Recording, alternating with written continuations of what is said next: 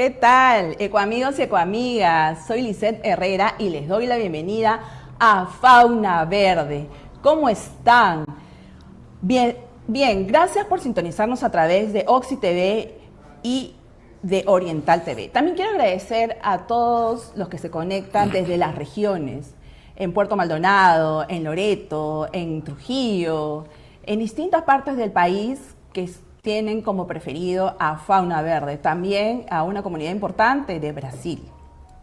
Bien amigos, hoy tenemos un súper programa, muy especial. Para mí es muy especial. ¿Por qué? Porque tenemos con nosotros a una de las figuras más emblemáticas del país, considerado uno de los padres de la ecología, del medio ambiente y de la biodiversidad. Él es un ingeniero forestal, es doctor en ciencias, ha escrito más de 27 libros y centenas de artículos, todos dedicados a la conservación. Además, constituye una de las generaciones que ha sentado las bases en el país para la conservación, para la gestión forestal, para la gestión de los bosques, para la biodiversidad. Es una figura muy importante y una persona muy ilustre para nosotros. Está con nosotros Marc de Orellani. Bienvenido, ingeniero, doctor. Muchas gracias. Bien, excelente. Es un honor para nosotros tenerlos aquí en esta humilde casita ecológica de Fauna Verde para que nos dé luces por los temas que son importantes para nuestra vida y agradecerle también la contribución que ha realizado al país. Bien, voy a empezar por uno de los temas, de una de las preguntas que me hizo una de las fans de Fauna Verde, que además es muy joven, Lorena, y que ella me decía, Lisa, pregúntale esto. Y decía, ¿por qué una persona que vive en la ciudad debe interesarse por conservar los bosques amazónicos? Porque absolutamente todo lo que pasa en una ciudad como Lima depende de lo que ocurre en los bosques amazónicos.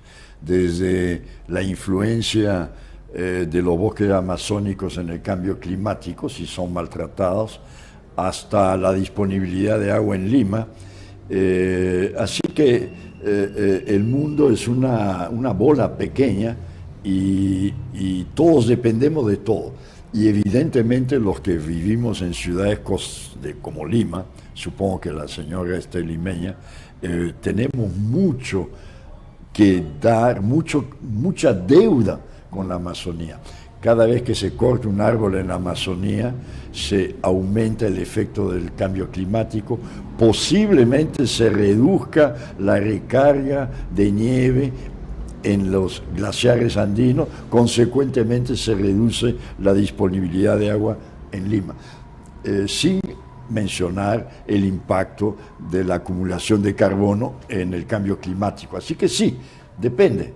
Y tiene que preocuparse por eso, por supuesto. Excelente. Bien, el tema que queríamos tocar hoy era el balance de la conservación de la biodiversidad en el Perú. Hemos avanzado mucho, hemos retrocedido. ¿Cuáles son los retos respecto a este tema? Porque además usted es uno de los pioneros en el tema de la conservación de la biodiversidad. Mira, es una historia larga porque en realidad, sin hablar de la época colonial o prehispánica, en que siempre hubo algunas personas que se interesaron por el tema ambiental posiblemente a lo largo de los 15 a 20 mil años de historia de la agricultura, siempre ha habido alguien preocupado con el tema ambiental. Pero vamos a comenzar apenas con la República, o sea, cuando el Perú se independiza ya aparecen algunos intereses ambientales. San Martín, especialmente Bolívar, sacó varios decretos que tienen que ver con la conservación y con la conservación de la fauna. Dicho sea de paso, lo mismo hicieron varios virreyes, no es solamente en la época republicana. Sin embargo, hasta llegados los años 1940, ¿verdad? Que ya pasó un siglo. Yo nací en 1940, 41, justo en ese momento. Pero hasta ese momento realmente en el Perú no había pasado nada concreto en relación al tema ambiental. No existía hasta 1960 no había siquiera un parque nacional en el Perú, cuando en el resto del mundo ya había más de 1 millar de áreas protegidas. Wow. Y el Perú no tenía ninguna. En 1960 se creó el primer parque nacional, que es Cutervo, pero se creó un parque en el papel porque ni siquiera tenía límites. Bien, en 1964 comenzó en la Universidad Nacional Agraria un proyecto de Naciones Unidas, un proyecto de la FAO, que creó la Facultad de Ciencias Forestales de la Universidad Agraria. Y ahí se comenzaron a formar por primera vez ingenieros forestales en el Perú. Y yo me gradué en la primera promoción, la promoción del año 65. Pero en esa época yo ya era agrónomo, entonces ya era profesional, y yo ya me interesaba no por la conservación, curiosamente, yo me interesaba por los insectos. Yo soy entomólogo, me ocupo de insectos forestales. Bien, pero ese año se creó ese programa y vino un experto al que el Perú debe mucho, se llama Paul Pierret, que falleció un día como ayer. Falleció aquí en el Perú un día como ayer, hace ya unos 6 años atrás. Bien, Paul Pierret llegó con la misión de ayudar al Perú a crear un sistema de áreas protegidas y a manejar la fauna silvestre. Entonces llegó y no tenía contraparte, no tenía ningún peruano interesado en eso. Entonces, como yo me interesaba en insectos y hablaba francés, este señor era belga, digo, bueno, que Durojani sea la contraparte del ingeniero Pierret. Pues yo decía, yo insectos, no sé nada de vicuñas o de guanacos o de manatí, qué sé yo. Bueno, pero igual me pusieron, y entonces comencé a interesarme por el tema, y con ayuda de Pierret comenzamos a diseñar un sistema nacional de áreas protegidas. Al comienzo el esqueleto era muy simple: un parque de la costa, pensamos en Paracas. Perfecto. Un parque de la sierra, ahí Huascarán, todo el mundo ya hablaba de las bellezas del Huascarán, entonces pensamos en Huascarán, y ya se nos habló del Manu. El Manu ya apareció como un lugar maravilloso.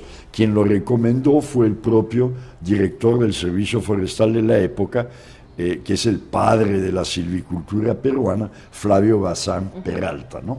Él es el papá de la forestería nacional. Bien, él dijo Manu. Entonces comenzamos con ese esqueleto, pero ahí le añadimos, en la costa se pensó en algo más al sur, que no llegó a cuajar. En la sierra pensamos también inmediatamente en Titicaca. En la selva ya existía una reserva de pesca en Pacaya Samirria. Entonces digo, vamos a incorporar Pacaya Samirria, entonces vamos a tener Pacaya Samirria en el norte, Manu en el sur. Y claro, pensamos inmediatamente en Machu Picchu, porque Machu Picchu está en la selva alta. Exacto. Entonces ahí ya montamos nuestro primer esqueleto. Y por coincidencia, en el año 65, un senador por Huánuco creó el Parque Nacional de Tingomaría, pero creó el Parque Nacional en la ciudad de Tingomaría. Entonces no había parque, pero igual ahí nos quedamos en duda con Tingomaría. Por casualidad, cuento esto porque es anecdótico, ayer volví al Parque Nacional de Tingomaría después de casi 40 años, porque al final habíamos decidido eliminar Tingomaría, pero cuando lo visitamos con un colega, llegamos a la conclusión que no había que eliminarlo, que sí todavía había bosque suficiente como para crear un parque. Y fui yo quien firmó el decreto años después. Bien, esa es la primera parte de la historia. Entonces, la agraria montó un sistema de áreas protegidas elemental, que después vamos a decir cómo está hoy, pero era muy elemental, y también nos dedicamos a la fauna. Ahí creamos el famoso programa Vicuña en Pampa Galeras. Y ahí Pampa Galeras se incorporó al esqueleto de las áreas protegidas de la sierra. Entonces ya teníamos un pequeño sistema, ¿no? Exacto. Bien, ahí yo me fui a hacer el doctorado y no pasó nada en esos años. en realidad. Entre el 66, 67 y el 73, más o menos, no pasó nada. Y no había, entonces, usted me pregunta cómo ha cambiado el Perú. Ajá, Bueno, entonces, en el año 60 había un parque que no existía, solo en el papel.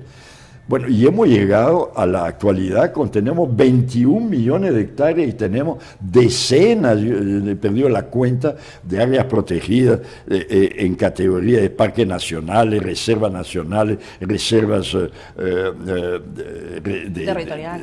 territoriales. Bueno, pero eso es indígena, es otro sí. capítulo. Reservas comunales, en fin.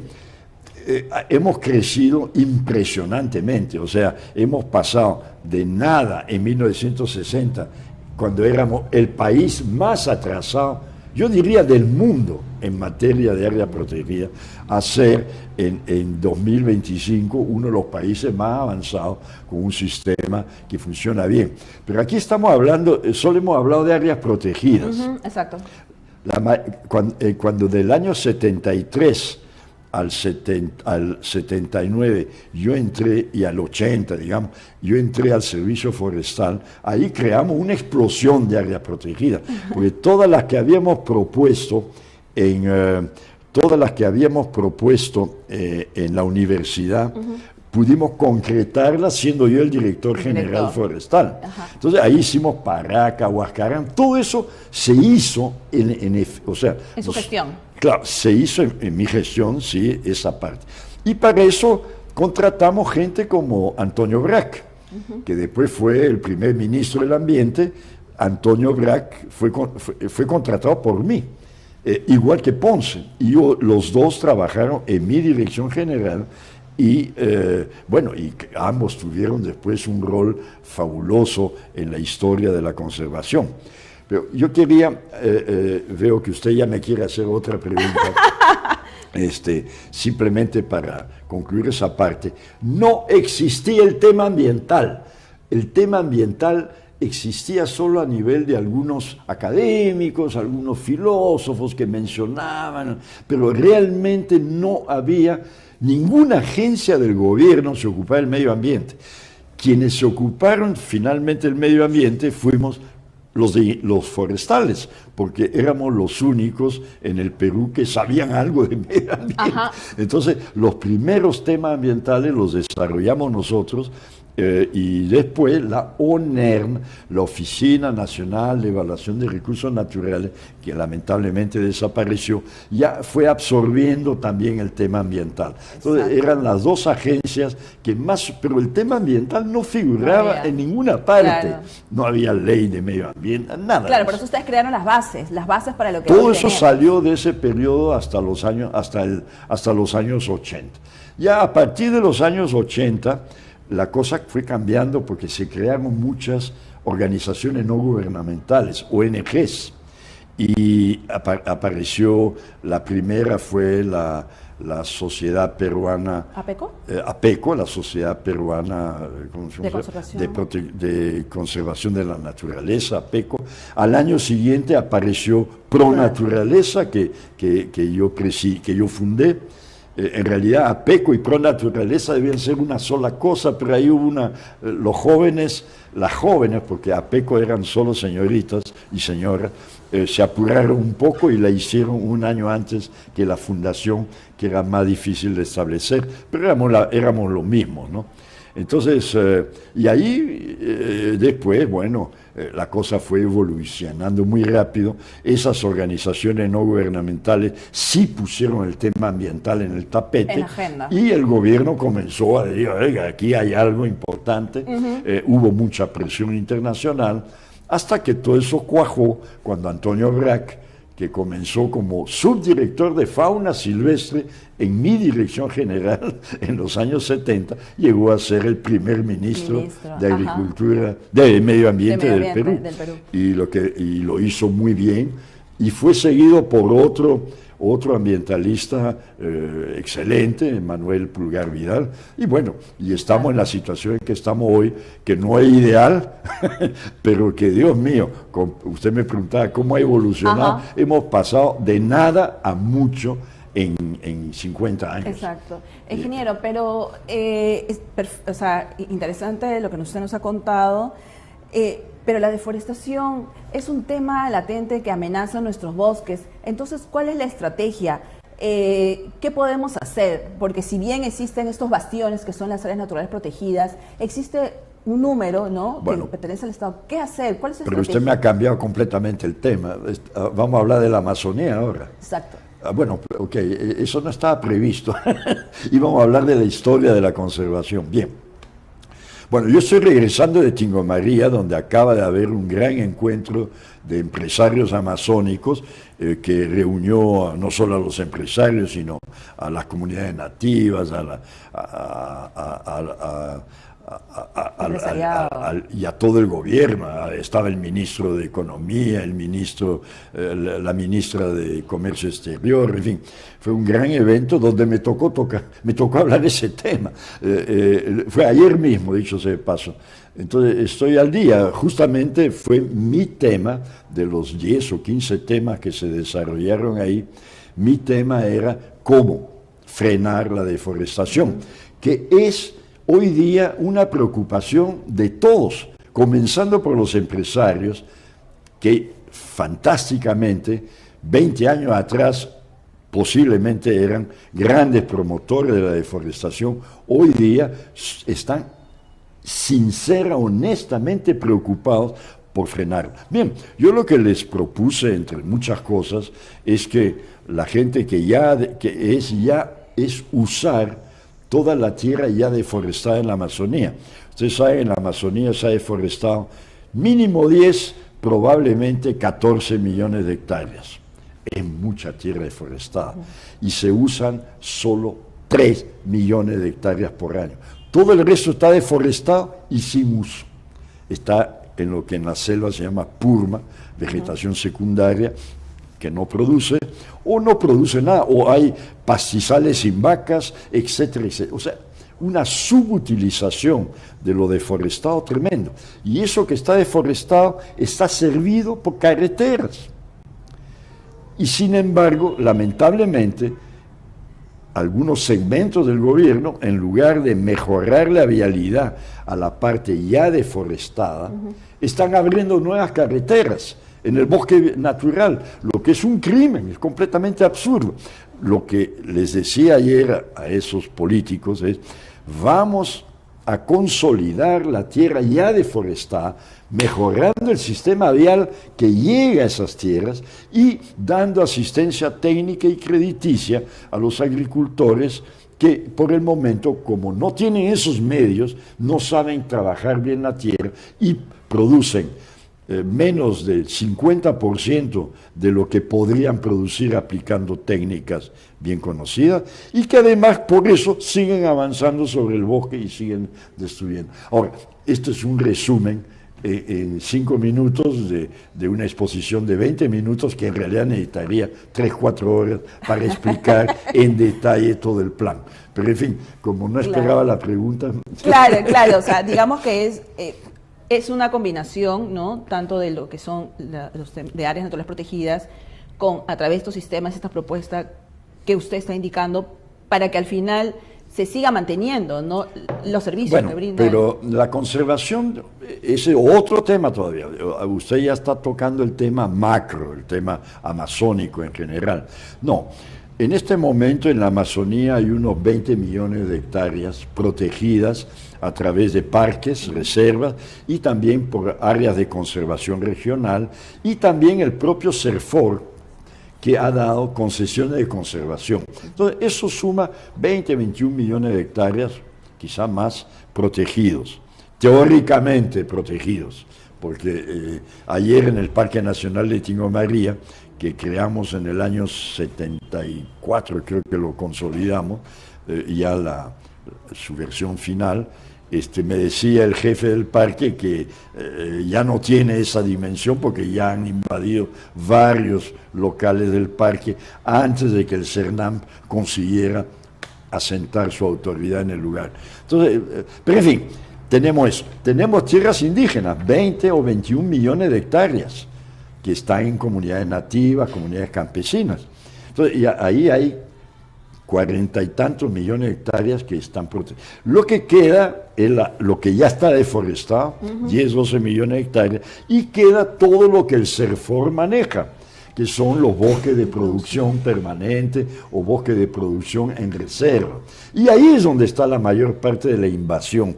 Y eso posiblemente esas tierras invadidas de bosque y ya deforestadas, que ya no tienen valor biológico, sacarla, dejarla con los agricultores, pero dándoles la obligación de trabajar y de no seguir avanzando.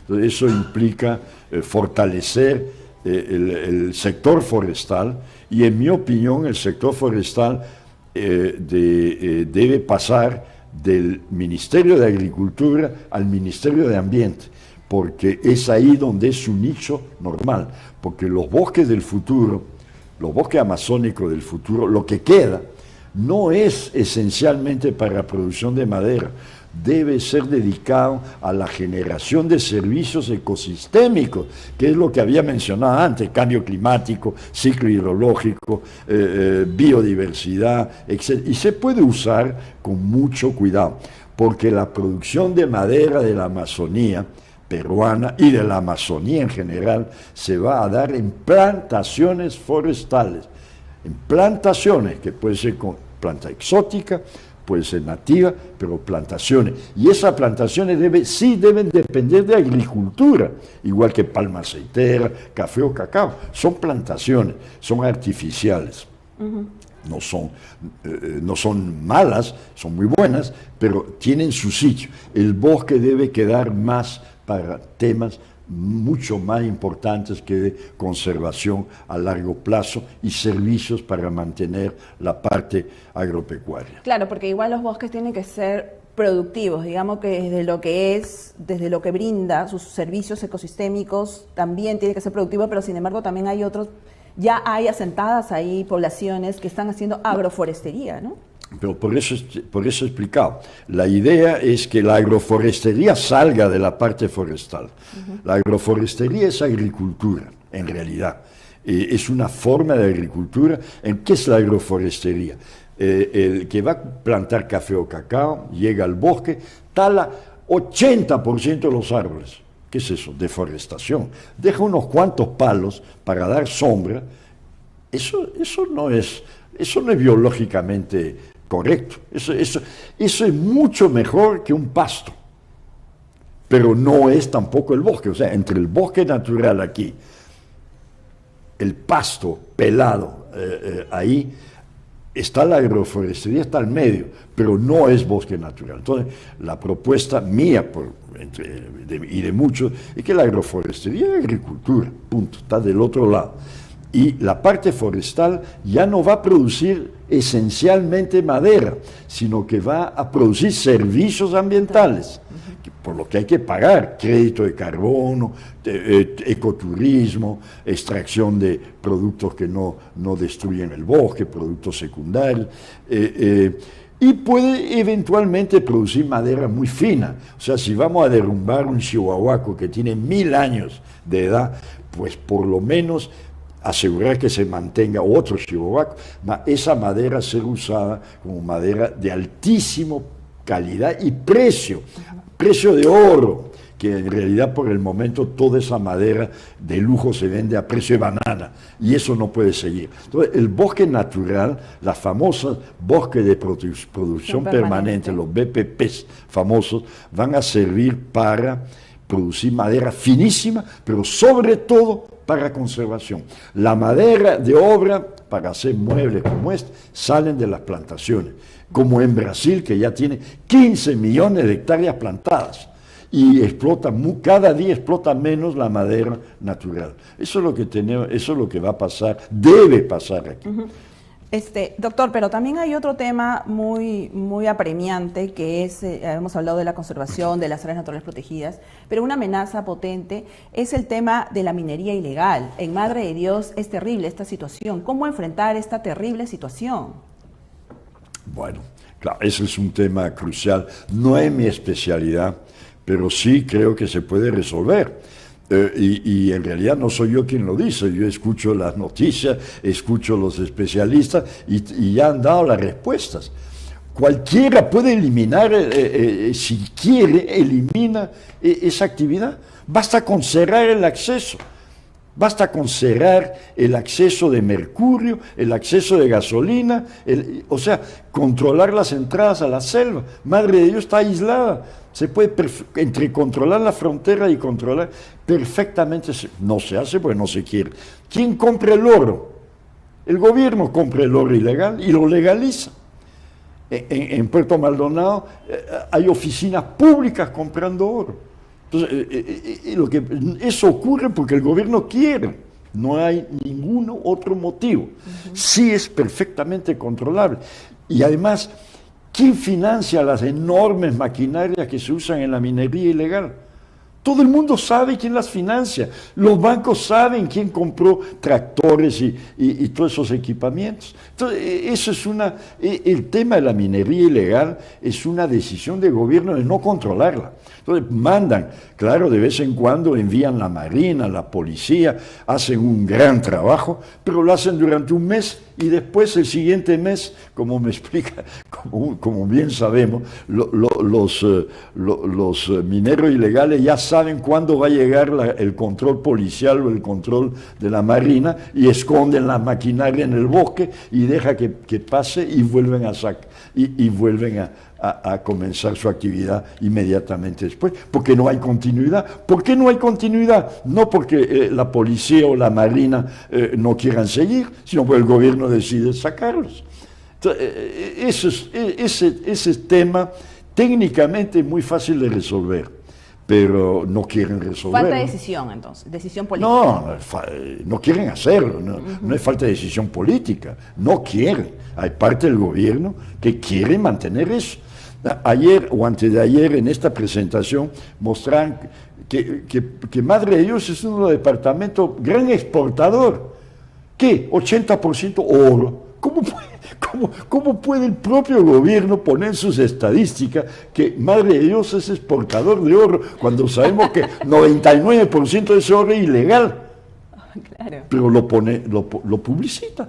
Entonces le digo, ese es un problema creado y mantenido. Claro, el origen es pobreza, obviamente, por los miles y miles de gente que baja de la sierra y que hace eso porque no tiene alternativa.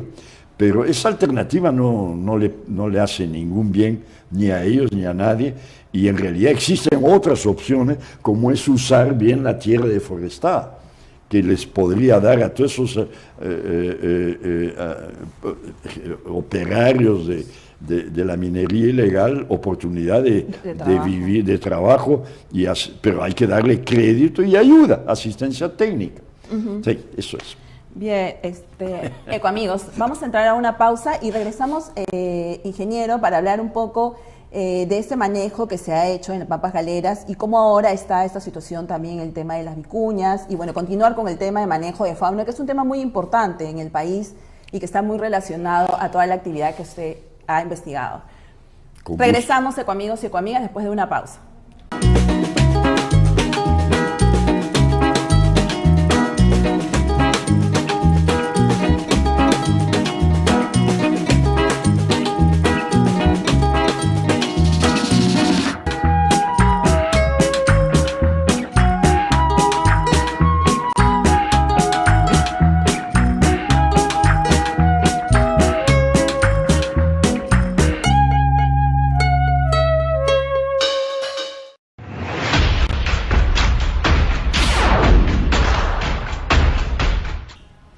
¿Qué tal, amigos, ecoamigas y ecoamigos? Estamos con el ingeniero y doctor Marc Duroiani. Es un verdadero honor tenerlo aquí, porque además él ha dedicado toda su vida, y como nos ha ido contando, todo el trabajo y el gran trabajo que ha hecho como padre de la conservación del Perú.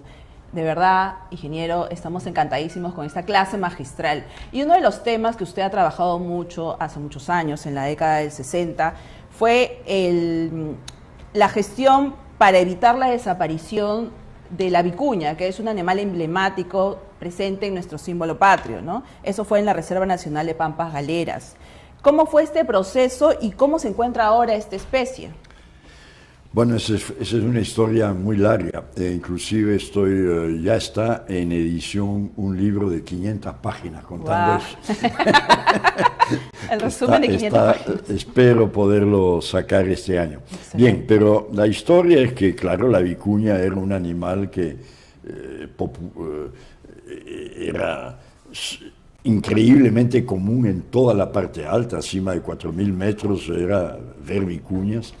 En la época prehispánica se usó mucho, en la época colonial, claro, hubo una baja grande de la población de vicuña, pero todavía había mucho. Realmente la vicuña comenzó a ser destruida con la República progresivamente y por el alto valor de su lana, por supuesto, y de su piel. Pero ya en 1954, un estudio muy bien hecho por un americano demostró que había 250.000 vicuñas todavía en el Perú. Pero en 1964, cuando comenzó el proyecto de la Universidad Agraria que yo mencioné antes, 10 años después, solo quedaban 5.000 vicuñas en el Perú. Wow. Era un animal que, como la como la chinchilla, prácticamente estaba listo a desaparecer. Ahí el director del Servicio Forestal que ya mencioné, el famoso Flavio Bazán, le dijo a Pierre, mi contraparte, oiga ingeniero, en Pampa Galeras, en Ayacucho, cerca de Puquio, yo he visto mucha vicuña y he visto una tremenda matanza de vicuña. Entonces dijo, vaya a Pampa Galeras. Y Pierre fue, y yo fui con él poco después, y ahí vimos que sí, había en Pampa Galeras unas 800 vicuñas y decidimos crear la Reserva Nacional de Pampa Galeras, que la creó el propio Flavio Bazán en el año 65. Entonces, a partir de ahí, la población de vicuña en Pampa Galeras creció de esas 800. Claro, se amplió un poco el área también, pero llegó a ser casi 50.000 vicuñas en solamente 15 años. Pasamos de 800 a casi, eran 47.000 y poco. ¿Cómo fue ese proceso? Cuidando, no hicimos nada, solamente montamos un sistema de guardaparques para cuidar la vicuña. Quisimos espantar, separar el ganado, los campesinos no quisieron, o sea, no hubo forma de trabajar realmente con la comunidad, ellos no querían soltar la tierra, hicieron un convenio, se hizo un convenio para que el ganado salga, pero no salió, en fin, no pasó nada, o sea que no hicimos nada, evitamos cazadores furtivos. ¡Bum! Explotó la población. Entonces, cuando ya más tarde, cuando yo entré al Servicio Forestal, yo puse a Antonio Brac, el que fue después ministro, lo puse de jefe del proyecto Pampa Galeras. Y él continuó con el crecimiento de la población en una forma maravillosa. Tanto que llegó el momento, porque hubo una tremenda sequía, en que había que matar un poco de vicuña, porque ya no había comida para tantos considerando la sequía. Ahí, ¿qué pasó? Eso fue en los años 75, 77, estalló un escándalo que llegó a ser mundial porque protestaron porque se cazaba vicuñas científicamente en base a un plan de manejo, se cazaba vicuña porque ese era el arreglo con la comunidad. Le dijimos, vamos a hacer una reserva en tu tierra y te vamos a dar el beneficio de la cosecha. La vicuña es un animal, no una vaca sagrada, como muchas veces se ha repetido, pero ahí surgió ese escándalo, pobrecita la vicuña, es el símbolo del Perú, no manches con sangre el emblema de la patria, bla, bla, bla. Trancaron el proyecto y casi mandan preso a Brac. A mí me persiguieron durante 20 años, los ambientalistas fanáticos, radicales, un personaje en especial muy poderoso, muy rico, que muchos deben recordar, que era gran amigo de los dueños del Comercio, de todos los grandes periódicos, y trancó el proyecto. ¿Y qué pasó?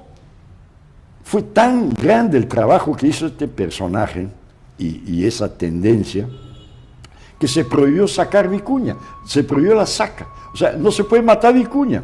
Entonces, lo que ha ocurrido es que ya no es negocio para las comunidades campesinas tener vicuña, porque tienen un animal que muere de viejo y no lo puede, que come su pasto y no produce nada, porque no lo pueden sacrificar. Porque normalmente la vicuña se saca el pelo, que vale una fortuna, claro, sí, se saca el cuero, la piel, y se saca la carne. La carne es otro gran negocio, porque hay una carne fabulosa, mejor que la de alpaca. Bueno, todo eso se trancó, y entonces, ¿qué pasa? Llegamos a 2025, han pasado 60, 70 años, 80 años, desde que el gringo hizo en 1954, hizo su análisis de 250.000 vicuñas. ¿Cuántas vicuñas hay en el Perú hoy día? 250.000 vicuñas, más, un poco más quizá. O sea, no hemos avanzado nada por culpa de un escándalo que pegó, se metió, se incrustó en los gobernantes que no querían problemas, y eso tiene que cambiar si queremos que la vicuña sea realmente una especie que sirve al desarrollo andino, evitar que esos campesinos vayan a sacar oro, porque todo está vinculado, como dije en la primera intervención. El Perú, el mundo es una bola y el Perú también. Todo lo que pasa en la sierra por no poder producir más en las altas punas frías, es que esos campesinos se convierten en mineros ilegales y en deforestadores de la Amazonía Baja. Entonces, hay que producir más en la sierra y la vicuña es la mejor oportunidad, pero si no se permite hacer manejo, si se trata la vicuña como lo que es un animal, tiene el derecho. O sea, los humanos tenemos la potestad de usarlo sabiamente, sin extinguirlo, al contrario. O sea, en Pampa Galeras, antes de que estallara el escándalo, ya se habían iniciado las cosechas, se vendía carne de vicuña en el WON, en los supermercados. Y era alta demanda, alto valor. El campesino no recibía la carne. ¿Por qué? Porque si un gringo paga $10 por un kilo de vicuña y el campesino se le va a pagar un sol. Mucho mejor es vender a $10 y devolver al campesino $8 que para que haga lo que él quiera. Entonces, todo eso se fue al diablo, todo eso se acabó por culpa de un escándalo absurdo de extremismo proteccionista, ambiental, sin pie ni cabeza, que lamentablemente continúa. No con la vicuña, pues ya ni nadie habla de este tema, yo lo estoy volviendo a poner en debate, pero sí ocurre con muchos otros animales. Claro, Entonces, porque solo la vicuña se aprovecha la fibra, ¿no? sí, Sasesquila, que es un proyecto, o sea, en este momento la vicuña se trata como si fuera ganado, solo que cualquier ganado se mata a los viejos y se come. Okay, o sea, a la oveja se le saca la lana, se le saca el cuero y se come. Okay. No se le deja morir para que se lo coman los gallinazos. La vicuña no puede, la vicuña aquí.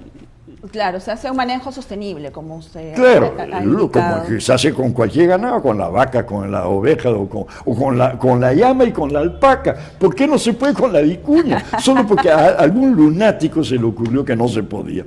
Claro, ahora el tema de los guanacos sí es Y la distinto. ley ahora no permite no permite matar vicuña, es un absurdo. Claro, el tema de los guanacos sí es distinto porque son animales donde No, el tema del guanaco, querida, es distinto porque hay poquísimo guanaco Exacto, en el hay Perú. poquísimos. Entonces, y además el guanaco es más parecido a la llama, es un animal, es diferente, en un caso, es una especie como otra, ¿no? Exacto. Ingeniero, también hemos hablado en la anterior, antes de la pausa, habíamos hablado de la deforestación y bueno, de la invasión de las tierras, pero estos casos o estos problemas generan también conflictos entre la fauna silvestre y el hombre, porque se va invadiendo espacios, se va perdiendo espacios y la fauna va muchas veces a las ciudades. Ha habido casos en Arequipa que un puma ha llegado a la ciudad. En la selva, ya no le cuento, en la zona, en todos los bosques secos. ¿Qué podemos hacer frente a esto?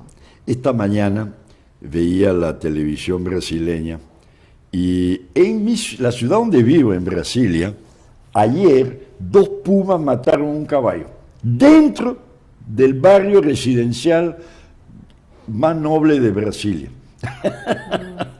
Bueno, claro, cada vez la sociedad humana se expande, invade las tierras de los animales y los animales no tienen más alternativa que buscar comida en la ciudad. Entonces, los pumas comen perros, comen gatos. Los zorros llegan acá a La Molina. Los zorros, porque han pelado todas las lomas. En fin, ese tema es universal, no es solamente nuestro, pero es mucho peor aquí que en otras partes. Entonces, el ejemplo más típico es el del famoso ronzoco, de la capibara, que viró mascota mundial. En realidad es una plaga. En las ciudades la capibara es una plaga. En Brasilia, solo por mencionar donde vivo, toda la orla, toda la borda del río, del lago Paranoá, que está al centro de Brasilia, donde la gente normalmente va a nadar y a pasar el día, toda esa orla ya no se puede usar, porque las capibaras han invadido. Y la capibara es un bicho muy agresivo, mata perros, ataca gente nadando, ha habido varios accidentes, y trae garrapatas y trae enfermedad. Entonces, nunca hubo, la capibara, su lugar no era Brasilia, no debía haber capibaras ahí. ¿Por qué han aparecido? Porque en Brasilia, como en muchas otras ciudades de Brasil, como en Argentina, se han hecho jardines enormes y claro, se ha creado pasto y agua, que es eso es lo que come el ronzoco. Pasto y agua, las dos cosas están una al lado del otro, es un lugar ideal para ellas. Entonces, han proliferado. Está bien, nadie dice que hay que exterminarlas. Ese tema es un tema que debe ser manejado otra vez como la vicuña, científicamente. Claro que si hay excedente de población de capibara, hay que exterminar parte de ellas. Es obvio, ululante, pero no se puede hacer, pues no se puede tocar una capibara. Ahora, el capibara es un tema que en el Perú, a Dios gracias, no tanto, porque en la selva capibara que aparece se la come, entonces no hay ningún problema, aquí no hay ese problema, pero en Brasil, en las ciudades, hay esas sociedades protectoras de animales y bueno, no se puede. Entonces, ahí hay un problema grave. Lo mismo está pasando, y en el Perú está comenzando con los jabalíes. El jabalí es una especie exótica, que ha sido introducida primero en Argentina, de ahí pasó al Brasil y ahora está llegando al Perú. Y la liebre también es otro bicho parecido, son bichos introducidos. Y en Brasil se han cruzado con los chanchos y han creado una especie de un híbrido llamado javaporco, que llega a pesar 200 kilos. Y que, bravísimo, y que destruye plantaciones enteras de caña de azúcar, de cualquier cosa, se mete en la soya. Y otra vez, entonces, el servicio forestal de allá, el IBAMA, permitió la caza.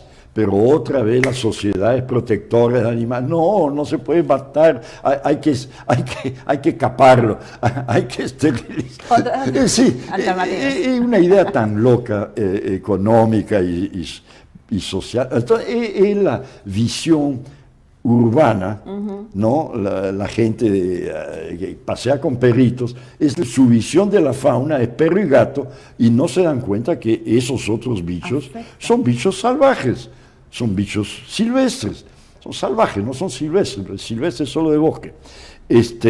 Y no se hace lo que se debe hacer, que es controlar adecuadamente. Entonces, el problema va a ir aumentando y aumentando. Ahora, hemos hablado de esos conflictos que son muy obvios, pero hay otros, los murciélagos, otro conflicto. Bueno, la famosa COVID parece que ha sido generada, la tesis más probable es a través de murciélagos, y así, muchos animales que han perdido su espacio natural o que la ciudad se ha acercado a ellos, pues comienzan a interactuar y bueno, son bichos salvajes, ¿no? ¿Cómo generar esa coexistencia, ¿no? Con preservando los bosques, preservando los espacios naturales, no invadiendo las lomas, no quieren zorros, no invadan las lomas. Pero eso es un poco complicado, ¿no? Es complicado, ¿por qué? Porque las personas, o sea, piensan en el ahora y no les importa, y invaden y van, y claro, cuando se comen sus gallinas, sus animales de granja, se quejan y muchas veces he visto que incluso matan a los osos de anteojos cuando... Claro, hay conflicto en los parques nacionales porque hay osos de anteojos que a ellos les gusta el maíz, pues. Exacto. Entonces van y entran en las chacras y comen maíz. Pero en esas comunidades que son mucho más sensatas que la gente de las grandes ciudades, se ha llegado a acuerdos. Ok, come maíz, se te devuelve. ¿Cuánto maíz ha comido? Se paga. También con los jaguares en el Pantanal hay programas que resarcen a los ganaderos y se le ha dicho a los ganaderos, oiga, en lugar de matar, envenenar los jaguares, ¿por qué usted no hace una agencia de turismo? ¿Por qué no trae visitantes a ver los jaguares? Y de hecho en el Pantanal de Mato Grosso ahora se ve jaguares por todos lados, porque el come una vaca raquítica una vez al mes, pero los turistas por ver jaguares generan cientos de miles de dólares. Entonces, esa es la solución, ese es el tipo de cosas que se pueden hacer. Bueno, pero cada caso es un caso. Y sí, hay soluciones siempre, pero muchas de ellas pasan por reducir la población del animal. O sea, en muchos casos, pues en el caso de los jaguares, y en África pasa lo mismo. En África hay toda clase de propiedades que tienen miles de hectáreas, tienen animales y permiten turismo y también caza, porque cuando el número de elefantes aumenta, que destruyen todos los árboles de la reserva, tienen que matar elefantes porque hay muchos. Y legalmente lo hacen con un plan, porque ellos quieren elefantes, porque el turista quiere ver elefantes, pero el turista también quiere... Pero los elefantes van a morir si destruyen todos los árboles. Entonces tiene que balancear el número de elefantes con la cantidad de alimentos. Y claro que tiene que matar elefantes. A veces tiene que matar leones. Cuando hay desequilibrio de población y aparecen más leones y ya no hay gacelas, no hay animales para alimentar los leones. Entonces todo eso es un balance que está muy desbalanceado en el mundo todo por la presencia humana, pero que se regula, hay ciencia para eso, hay profesionales que hacen eso. ¿Cuál es la peor amenaza que enfrenta la fauna silvestre? No, la peor amenaza que enfrenta la fauna silvestre, hemos hablado de Perú o de África, es la destrucción del ecosistema natural de ellas. Ellas tienen su casa, nosotros hemos invadido su casa, transformamos su casa en tierra de ganado, donde van los animales que había antes ahí, o hemos transformado su casa peor en una chacra, o en un campo de palma aceitera o de maíz, ¿dónde van los bichos? Tienen que seguir buscando, y si no encuentran los predadores, como hemos hablado al comienzo de jaguares, pumas, o zorros, van a la ciudad, pues es más fácil comer perro ¿qué van a comer? Ya no hay nada. Es verdad. Ingeniero, ya estamos por terminar y quería saber cuál es su lugar predilecto y que aconseja que todo peruano debe conocer en el Perú. Eso es muy difícil porque el Perú tiene 1000 lugares Pero ¿cuál es su lugar predilecto? Para mí, en general, la selva, la Amazonía, es mi área favorita. Ahora, yo podría decir que quizá el Parque Nacional del Manu, porque es el parque más completo, porque comienza a 8.000 metros, no, a 4.000 metros de altitud con la línea de árboles y baja pues hasta menos de casi 100 metros sobre el nivel del mar. Además, eso todavía está muy conservado, ¿no? No, totalmente no llega. conservado, excepto que hay grupos indígenas dentro que ya están muy civilizados para mantener un buen equilibrio con el... Pero eso es un problema, tienen derecho, están ahí, claro. pero a medida que se van adecuando a las costumbres actuales, impactan más y más y más. Además se multiplican muy rápidamente. ¿Y cuál es su animal silvestre preferido? Yo diría el puma, me parece el bicho más bonito. Además hay puma en la costa, en la sierra, en la selva, hay puma desde Chile hasta Estados Unidos. Pero es una misma especie, ¿no? No, son subespecies, pero sí, es la misma especie. El puma. Y finalmente, ¿cuál sería su mensaje o reflexión hacia todos los televidentes, a los jóvenes, dado que usted ha dedicado su vida y conoce muchísimo y sabe un poco la realidad, todo lo que nos ha contado? ¿Cuál es el mensaje que dedicaría sobre la conservación, sobre el cuidado de los bosques? Si quieren una vida interesante, dedíquense a la conservación. Van a sufrir, van a estar muy defraudados, pero en fin, va a ser una vida fascinante. Van a ver los sitios más bonitos que hay en el mundo, las especies más raras, y es una aventura. Y todo joven quiere un poco de aventura.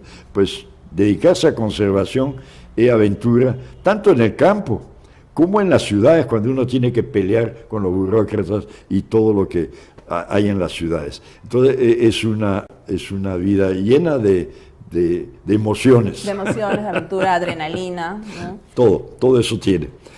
¿Quisiera agregar algo sobre lo que hemos conversado? No. Todo perfecto. A la orden. Excelente. Muchísimas gracias, ecoamigos, ecoamigas. Hemos estado con el doctor ingeniero forestal Marc Duroyani, que como mencioné es una persona emblemática para la conservación en el Perú y uno de los padres también de la conservación de las áreas naturales protegidas en nuestro país, muy reconocido a nivel nacional e internacional. Muchísimas gracias por escucharnos, muchísimas gracias a usted, doctor, y seguimos el próximo sábado. Muchísimas gracias a ustedes. Hasta luego.